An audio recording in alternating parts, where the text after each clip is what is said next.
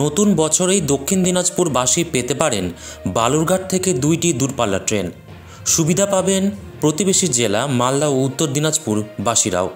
উন্নয়নের স্বার্থে দক্ষিণ দিনাজপুর জেলায় রেল যোগাযোগ ব্যবস্থাকে ঢেলে সাজাতে রেলমন্ত্রী অশ্বিনী বৈষ্ণবের সাথে দেখা করেছেন কেন্দ্রীয় মন্ত্রী সুকান্ত মজুমদার।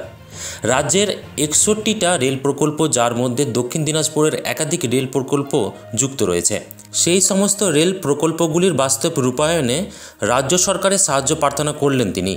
জানা গিয়েছে, দক্ষিণ দিনাজপুরের বিভিন্ন রেল প্রকল্পের দ্রুত বাস্তবায়ন এবং আগামী দিনে রাজ্যের রেল মানচিত্রে কী নতুন কাজ করা যায় তা নিয়ে দীর্ঘ আলোচনা হয়েছে। বালুরঘাটের সঙ্গে দেশের অন্যান্য প্রান্তের যোগাযোগ বাড়ানোর জন্য একগুচ্ছ দাবি নিয়ে রেলমন্ত্রীর হাতে তুলে দিলেন স্মারকলিপি। সেখানে উল্লেখ আছে, একলাখি থেকে বালুরঘাট স্টেশন পর্যন্ত সিঙ্গেল লাইনকে ডবল লাইন করার দাবি করা হয়েছে। বালুরঘাট থেকে গুয়াহাটি এবং বালুরঘাট থেকে বেঙ্গালুরু 2টি দূরপাল্লার ট্রেন দ্রুত চালুর দাবি জানানো হয়েছে।